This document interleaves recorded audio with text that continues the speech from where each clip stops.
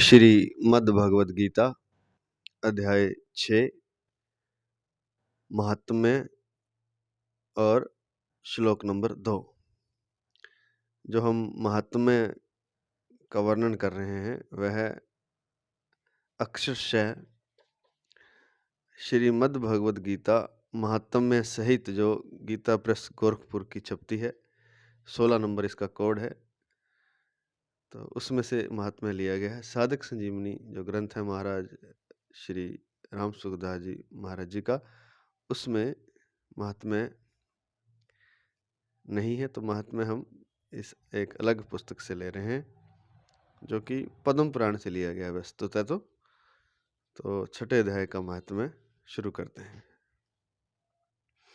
महात्म्य से तात्पर्य होता है कि इस अध्याय को पढ़ने, सुनने, श्रवण से, मनन से क्या फल मिलता है।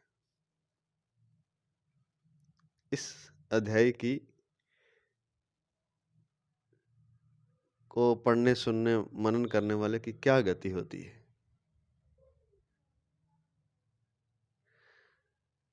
तो श्रीमद् भगवद गीता के छठे अध्याय का महात्म्य। श्री भगवान कहते हैं, सुमुखी, अब मैं छठे अध्याय का महात्म्य बतलाता हूँ, जिसे सुनने वाले मनुष्यों के लिए मुक्ति करतलगत हो जाती है, अर्थात मुक्ति जैसे हाथ में रख दी गई हो। गोदावरी नदी के तट पर प्रतिष्ठानपुर अर्थात पैठण नामक एक विशाल नगर है, जहां मैं पिपलेश के नाम से विख्यात होकर रहता हूं। उस नगर में जान श्रुति नामक एक राजा रहते थे, जो भूमंडल की प्रजा को अत्यंत प्रिय थे। उनका प्रताप मार्तंड मंडल के प्रचंड तेज के समान जान पड़ता था। प्रतिदिन होने वाले उनके यज्ञ के धुएं से नंदन वन के कल्प वृक्ष इस प्रकार काले पड़ गए थे, मानो राजा की असाधारण दानशीलता देखकर वे लज्जित हो गए हों। उनके यज्ञ में प्राप्त पुरोडाश के रसास्वादन में सदा आसक्त होने के कारण देवता लोग कभी प्रतिष्ठानपुर को छोड़कर बाहर नहीं जाते थे।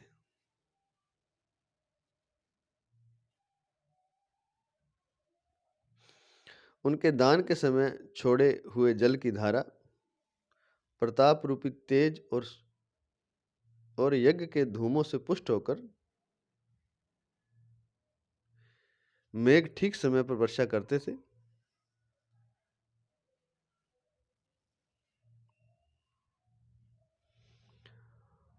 उस राजा के शासन काल में इतियों अर्थात खेती में होने वाले 6 प्रकार के उपद्रवों के लिए कहीं थोड़ा भी स्थान नहीं मिलता था, जैसे अनावृष्टि, अतिवृष्टि, या तो बारिश ज्यादा हो जाए या बिल्कुल ना हो। इस तरह के जो 6 उपद्रव खेती में होते हैं। कहते हैं कि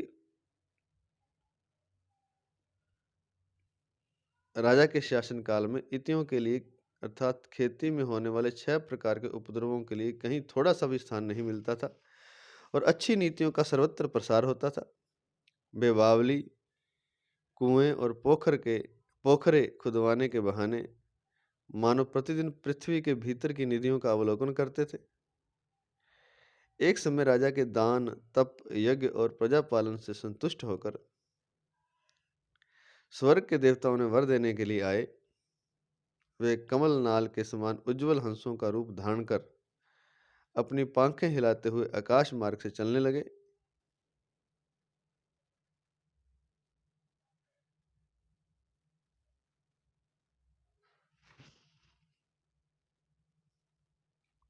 बड़ी उतावली के साथ उड़ते हुए वे सभी हंस परस्पर बातचीत भी करते जाते थे। उनमें से भद्राश्व आदि 2-3 हंस वेग से उड़कर आगे निकल गए।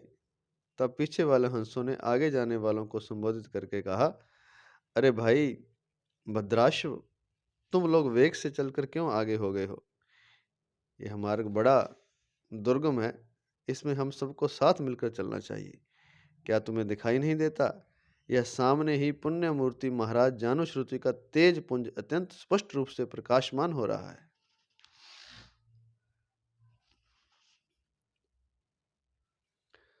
ब्रैकेट में उस तेज से भस्म होने की आशंका है, अतः सावधान होकर चलना चाहिए।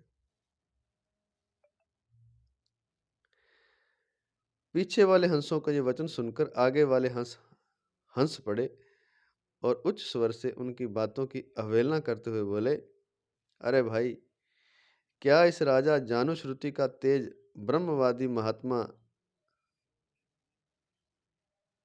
रैकव के तेज से भी अधिक तीव्र है? क्या इस राजा जानुश्रुति का तेज ब्रह्मवादी महात्मा रैकव के तेज से भी अधिक तीव्र है? हंसों की ये बातें सुनकर राजा जानुश्रुति अपने ऊंचे महल की छत से उतर गए और सुखपूर्वक आसन पर विराजमान हो अपने सारथी को बुलाकर बोले, जाओ, महात्मा रैकव को यहाँ ले आओ।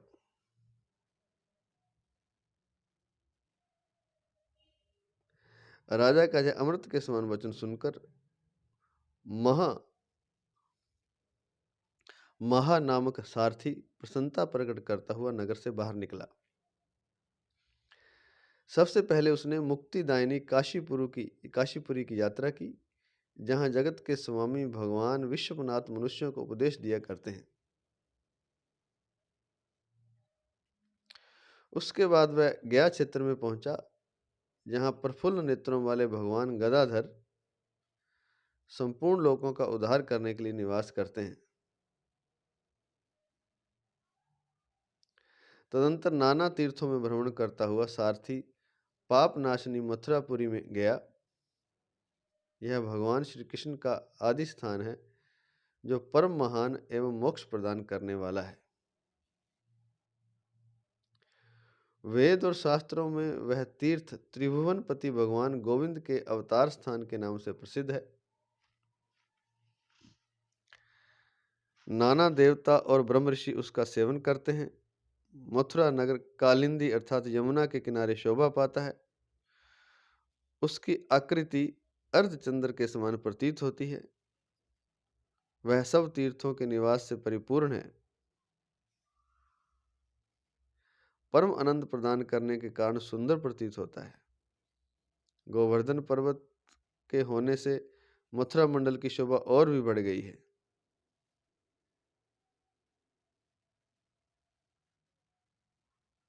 वह पवित्र वृक्षों और लताओं से आवृत है। उसमें 12 वन हैं। वह परम पुण्यमय तथा सबको। तो छठे अध्याय का महात्म्य यही है कि जो अपनी मुक्ति चाहता है, मुक्ति उसके करतलगत हो जाती है। और जो मनुष्य सदा इस एक ही अध्याय का जप करता है, वह भी भगवान विष्णु के ही स्वरूप को प्राप्त होता है। इसमें तनिक भी संदेह नहीं है। अब चलते हैं श्लोक 2 छठे अध्याय का संबंध। पूर्व श्लोक में यह कहा गया कि जो सन्यासी है वही योगी है, पर इनका एकत्व किसमें है, इसका वर्णन आगे के श्लोक में करते हैं।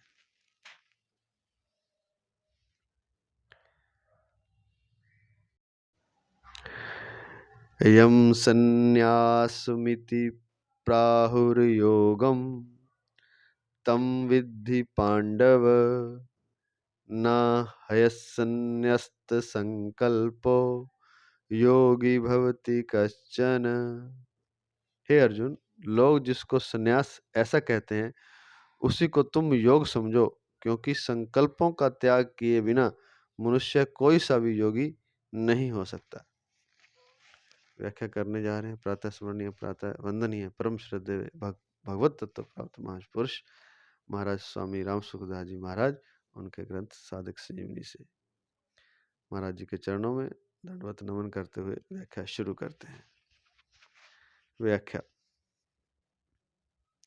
यम संन्यासमिति प्राहुर्योगम तम विद्धि पांडव। 5वें अध्याय के आरंभ में भगवान ने बताया था कि संन्यास अर्थात सांख्य योग और योग अर्थात कर्म योग ये दोनों ही स्वतंत्रता से कल्याण करने वाले हैं। 5वें अध्याय का दूसरा श्लोक तथा दोनों का फल भी एक ही है। 5वें अध्याय का 5वां श्लोक अर्थात संन्यास और योग दो नहीं है, एक ही है। यही बात भगवान यहाँ कहते हैं कि जैसे सन्यासी सर्वथा त्यागी होता है, ऐसे ही कर्मयोगी भी सर्वथा त्यागी होता है। 18वें अध्याय के 9वें श्लोक में भगवान ने कहा है कि फल और आसक्ति का सर्वथा त्याग करके जो नियत कर्तव्य कर्म केवल कर्तव्य मात्र समझकर किया करता है, वह सात्विक त्याग है, जिससे पदार्थों और क्रियाओं से सर्वथा संबंध विच्छेद हो जाता है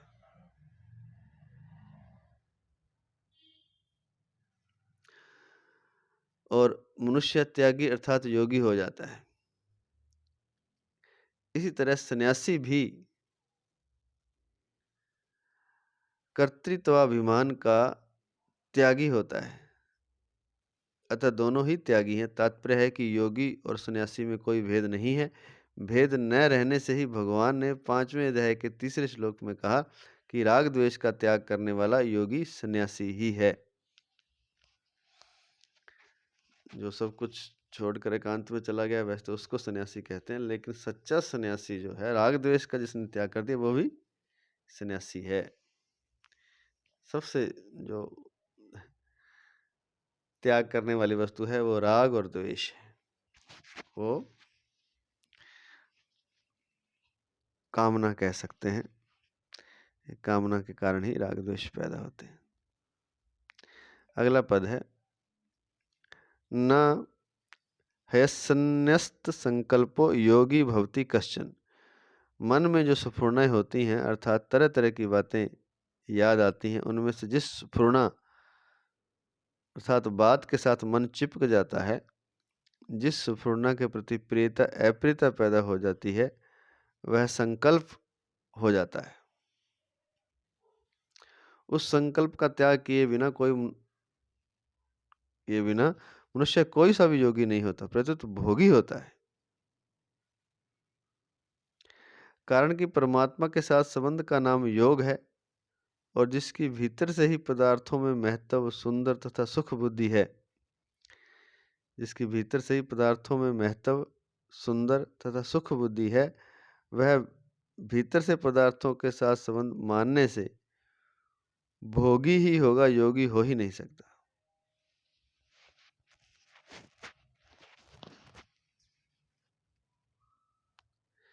वह योगी तो तब होता है जब उसकी असत पदार्थों में महत्व, सुंदर तथा सुख बुद्धि नहीं रहती।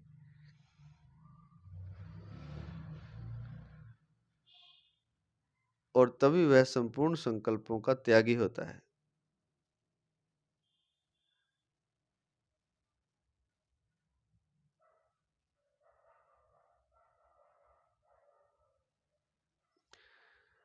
तभी वह संपूर्ण संकल्पों का त्यागी होता है तथा उसको भगवान के साथ अपने नित्य संबंध का अनुभव होता है। यहाँ कश्चन पद से यह अर्थ भी लिया जा सकता है कि संकल्प का त्याग किए बिना मनुष्य कोई सा भी योगी अर्थात कर्म योगी, ज्ञान योगी, भक्ति योगी, हठ योगी, लय योगी आदि नहीं होता।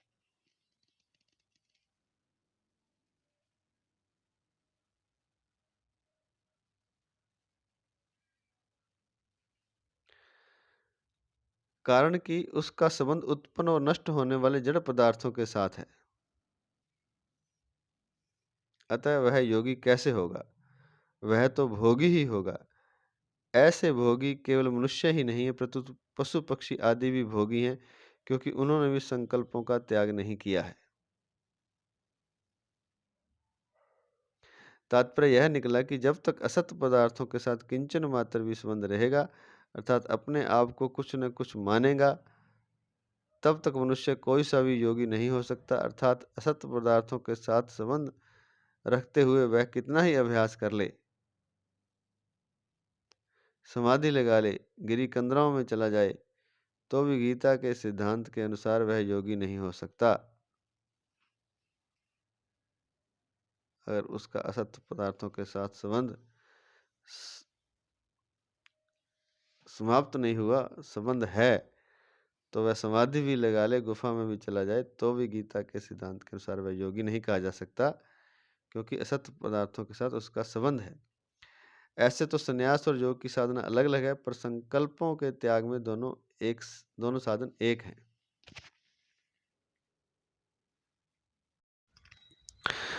अगला श्लोक, श्लोक नंबर 3, संबंध। पूर्व श्लोक में जिस योग की प्रशंसा की गई है, वह योग की प्राप्ति का उपाय आगे के श्लोक में बताते हैं। आरुरुक्षोर्मुनेर्योगम कर्म कारणमुच्यते योगारूढ़स्य तस्यैव क्षमा कारणमुच्यते। जो योग समता में आरूढ़ होना चाहता है, ऐसे मननशील योगी के लिए कर्तव्य कर्म करना कारण कहा गया है, और उसी योगारूढ़ मनुष्य का शम अर्थात शांति परमात्म प्राप्ति में कारण कहा गया है।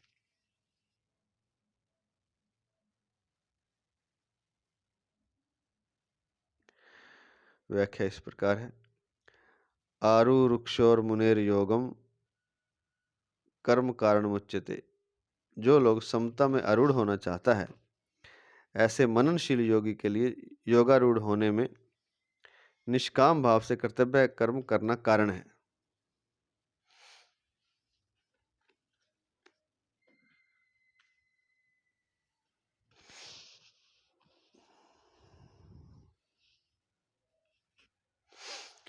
क्योंकि कोई भी व्यक्ति जन्मा है, पला है और जीवित है, तो उसका जीवन दूसरों की सहायता के बिना चल ही नहीं सकता।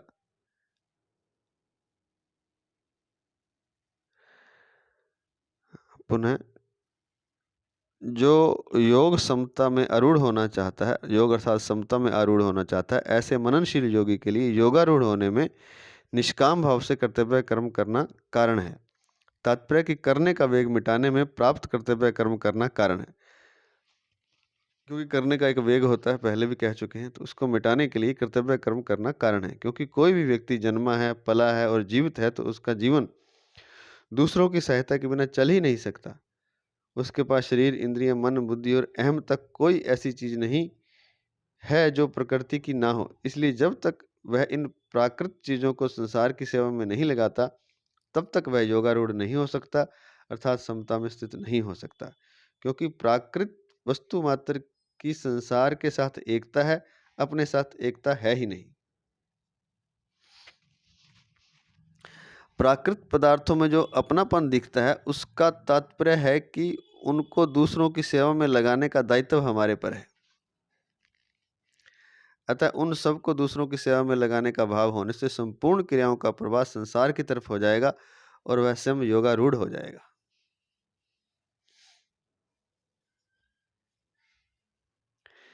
यही बात भगवान ने दूसरी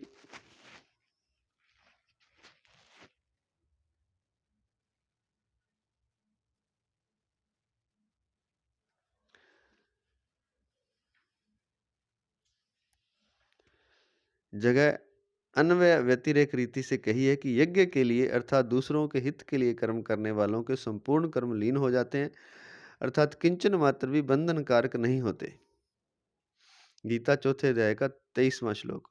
और यज्ञ से अन्यत्र अर्थात अपने लिए किए गए कर्म बंधन कारक होते हैं। गीता तीसरे अध्याय का 9वां श्लोक।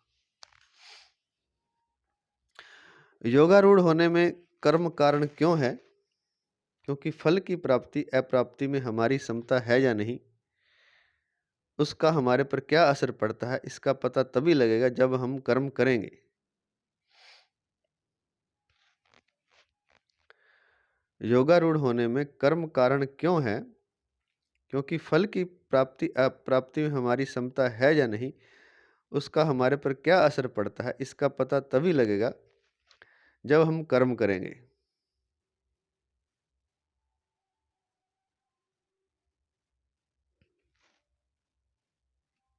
समता की पहचान कर्म करने से ही होगी।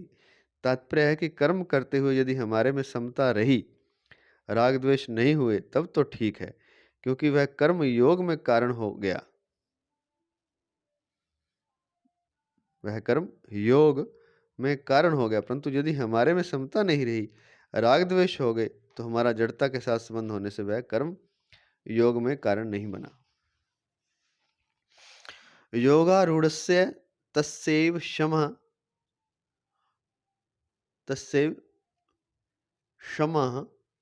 कारण मुच्यते। असत्य के साथ संबंध होने से ही अशांति पैदा होती है। इसका कारण यह है कि असत्य पदार्थों अर्थात शरीर आदि के साथ स्वयं का संबंध एक क्षण भी रह नहीं सकता और रहता भी नहीं, क्योंकि स्वयं सदा रहने वाला है और शरीर आदि मात्र पदार्थ प्रतिक्षण अभाव में जा रहे हैं। उन प्रतिक्षण अभाव में जाने वालों के साथ यह स्वयं अपना संबंध जोड़ लेता है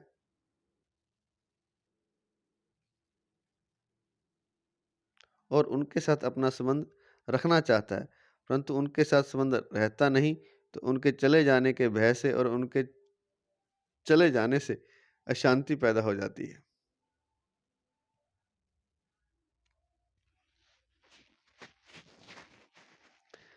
जब यह शरीर आदि असत पदार्थों को संसार की सेवा में लगाकर उनसे अपना सर्वथा संबंध विच्छेद कर लेता है, तब असत्य के त्याग से उसको स्वतः एक शांति मिलती है।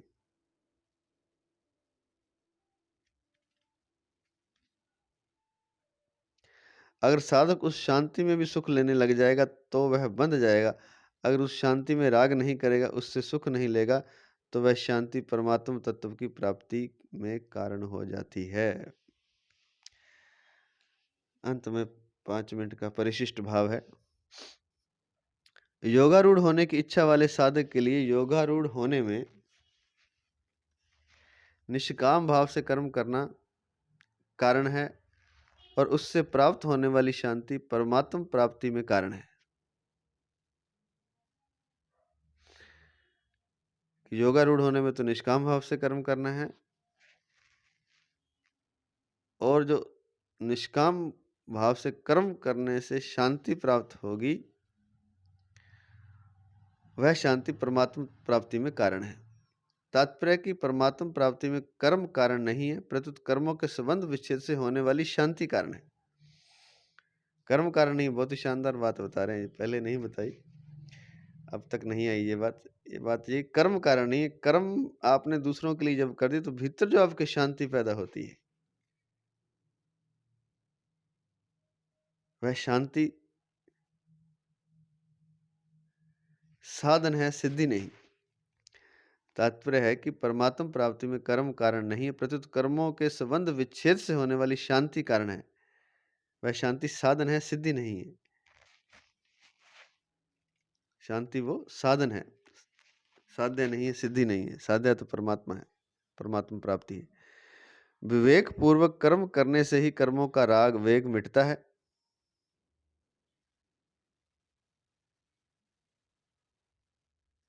क्योंकि राग मिटाने की शक्ति कर्म में नहीं है, प्रत्युत विवेक में है।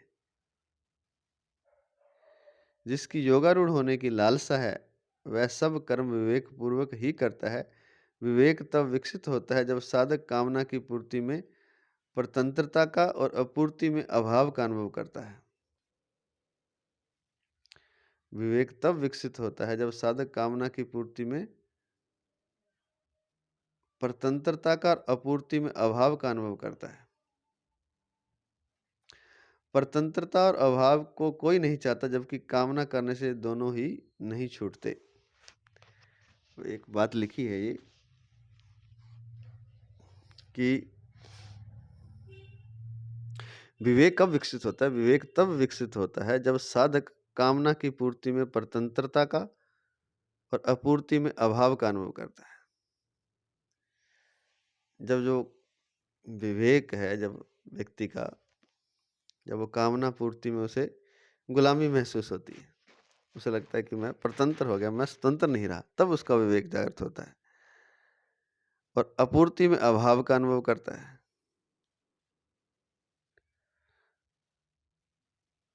कामना पूर्ति में तो गुलामी लगती है, परतंत्रता का अनुभव होता है। और जब कामना पूर्ति नहीं होती अर्थात अपूर्ति, उसमें उसको अभाव अनुभव होता है कि कुछ कमी है। परतंत्रता और अभाव को कोई नहीं चाहता। अब ये तो कोई चाहता है गुलामी, कोई चाहता है कि मैं गुलाम हो जाऊँ, मैं परतंत्र हो जाऊँ और मेरे पास किसी चीज़ का अभाव हो, या कोई चाहता है? ये दोनों नहीं चाहता कोई। परतंत्रता और अभाव को कोई नहीं चाहता, जबकि कामना करने से ये दोनों ही नहीं छूटते। अब अगर आप कामना करोगे तो परतंत्रता भी रहेगी, अभाव भी रहेगा, और चाहता कोई नहीं है। और अगर आप कामना करोगे तो इन दोनों से बंधे रहोगे, ये दोनों छूटते ही नहीं, जबकि कामना करने से ये दोनों ही नहीं छूटते। तो फिर कामना, कहने का तात्पर्य कामना क्यों करें फिर, जब परतंत्रता, जो अभाव ही तो दुख देता है विवेकी व्यक्ति को, तो फिर कामना करने से ये दोनों नहीं छूटते, तो कामना करनी नहीं चाहिए फिर। योगारूढ़ अवस्था में राजी नहीं होना है, क्योंकि राजी होने से साधक वहीं अटक जाएगा, जिससे परमात्मा प्राप्ति होने में बहुत समय लग जाएगा। गीता 14वें अध्याय का 6वां श्लोक।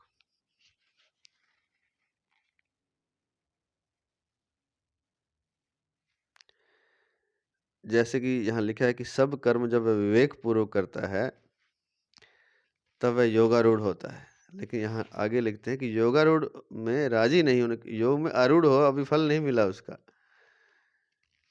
क्योंकि राजी होने से साधक वहीं अटक जाएगा, जिससे परमात्मा प्राप्ति होने में बहुत समय लग जाएगा। गीता 14वें अध्याय का 6वां श्लोक। जैसे पहले बालक की खेल में रुचि रहती है, परंतु बड़े होने पर जब उसकी रुचि रुपयों में हो जाती है, तब खेल की रुचि अपने आप मिट जाती है।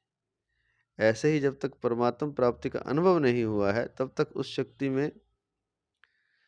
उस शांति में रुचि रहती है, जो योगारूढ़ होने से मिलती है, निष्काम कर्म करने से जो मिलती है।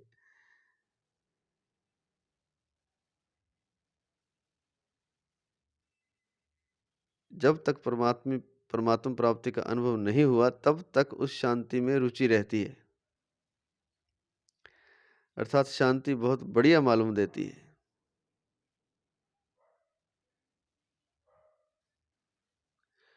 शांति अच्छी लगती है जब तक परमात्मा प्राप्ति नहीं हो। शांति आ जाएगी तो अगर निष्काम कर्म से, तो समझेगा कि बस आनंद आ गया, परंतु योगारूढ़ अवस्था में राजी नहीं होना। परंतु उस शांति का उपभोग न किया जाए, उससे उपराम हो जाए, तो उसकी रुचि अपने आप मिट जाती है और बहुत जल्दी परमात्मा प्राप्ति का अनुभव हो जाता है। तो कहने का तात्पर्य है कि शांति में भी रस नहीं लेना, उसका उपभोग नहीं करना। शांति का उपभोग करके रुक जाएंगे तो आप योगारूढ़ अवस्था में ही राजी हो जाएंगे तो आप वहीं अटक जाएंगे और परमात्मा प्राप्ति में समय लग जाएगा।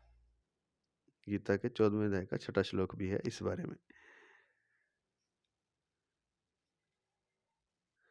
परंतु कहते उस शांति का उपभोग न किया जाए, उससे उपराम हो जाए, तो उसकी रुचि अपने आप मिट जाती है और बहुत जल्दी परमात्मा प्राप्ति का अनुभव हो जाता है। योगारूढ़ होने में कर्म करना कारण है, अर्थात निस्वार्थ भाव से दूसरों के हित के लिए कर्म करते करते जब जब सबका वियोग हो जाता है, तब साधक योगारूढ़ हो जाता है। कर्मों की समाप्ति हो जाती है और योग नित्य रहता है। कर्मी अर्थात भोगी भी कर्म करता है और कर्मयोगी भी कर्म करता है, पर उन दोनों के उद्देश्य में बड़ा भारी अंतर रहता है। एक आसक्ति रखने के लिए अथवा कामना पूर्ति के लिए कर्म करता है और एक आसक्ति का त्याग करने के लिए कर्म करता है। भोगी अपने लिए कर्म करता है और कर्मयोगी दूसरों के लिए कर्म करता है।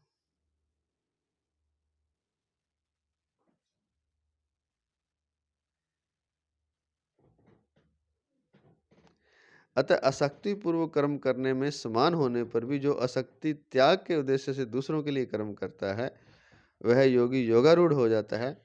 कर्म करने से ही योगी की पहचान होती है, अन्यथा वृद्धा नारी पतिव्रता। कर्म करने से ही योगी की पहचान होती है, नहीं तो वो जो कहावत है कि वृद्धा नारी पतिव्रता। यहाँ जिसको शम शांति कहा गया है,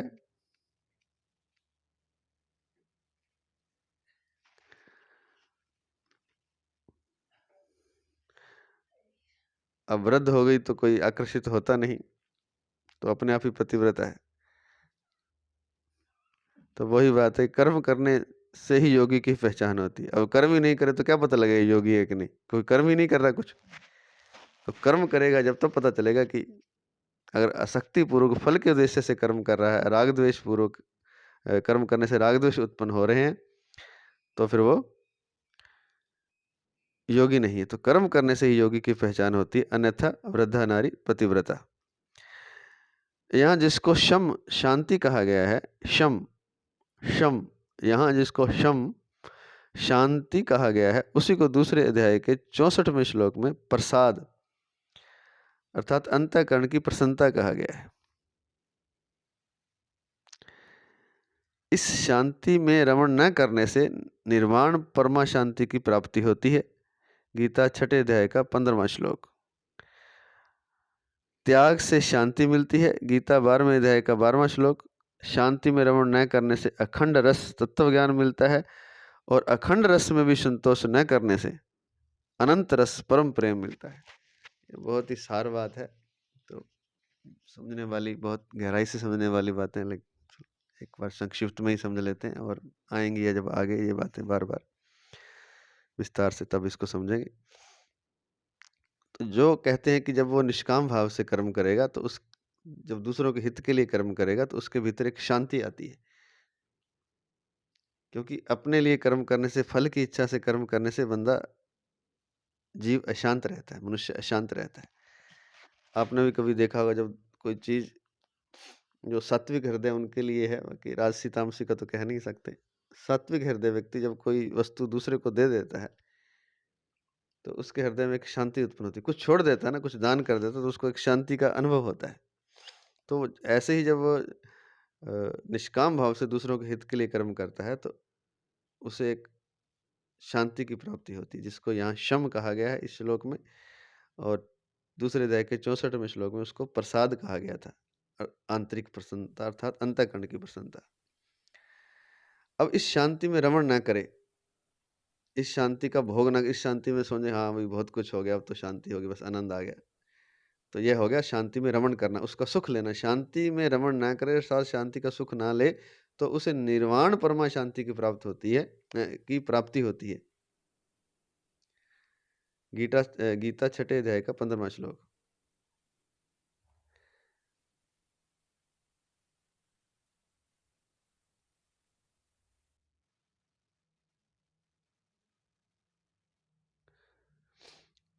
तो शांति का उपभोग न किया जाए, पीछे लिखा था, उस उपराम हो जाए उससे, तो उसकी रुचि अपने आप मिट जाती है।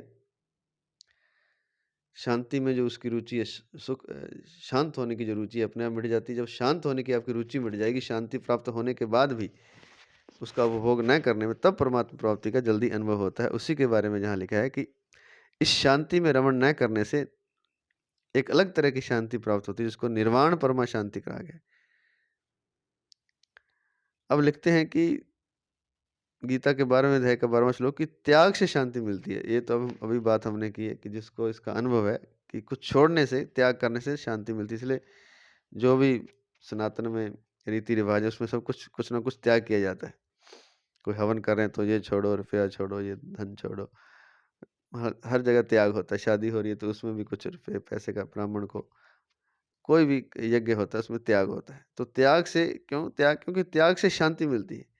जितना आप इकट्ठा करेंगे उतना अशांत होते जाएंगे, और जितना त्याग करते जाएंगे उतना शांत होते जाएंगे। हालांकि हमें ये बात उल्टी लगती है, लेकिन ये बात सच है। कोई सात्विक व्यक्ति, प्रवृत्ति का व्यक्ति अगर त्याग करके देखे तो उसे ये बात समझ में भी आ जाएगी कि त्याग से शांति मिलती है। लेकिन शांति में रमण नहीं करना। शांति में रमण न करने से अखंड रस मिलता है, जिसको तत्व ज्ञान कहते हैं, अर्थात परमात्मा का अनुभव उसको मिलता है। शांति में रमण न करने से, शांति का आनंद न लेने से, शांति में सुखी न होने से धीरे धीरे उसको शांति में रमण न करने से अखंड रस तत्व ज्ञान मिलता है। और अखंड रस में भी संतोष न करने से, रस मिल गया उसका, आहा बस हो गया, उसमें भी संतोष न करे, तब उसको अनंत रस मिलता है, जिसको कि परम प्रेम कहा जाता है। जो प्रेम तत्व है वो मुक्ति के बाद प्राप्त होता है। जो मुक्ति है, जिसको जहाँ अखंड रस कहा गया है, जहाँ तक हमें समझ में आया, उसमें भी संतोष ना करे, वहाँ रुक ना जाए और आगे चले, तब उसे परम प्रेम की प्राप्ति होती है, जिसे यहाँ अनंत रस कहा गया है। तो आज इतना ही। जय श्री कृष्ण, जय श्री कृष्ण, जय श्री कृष्ण।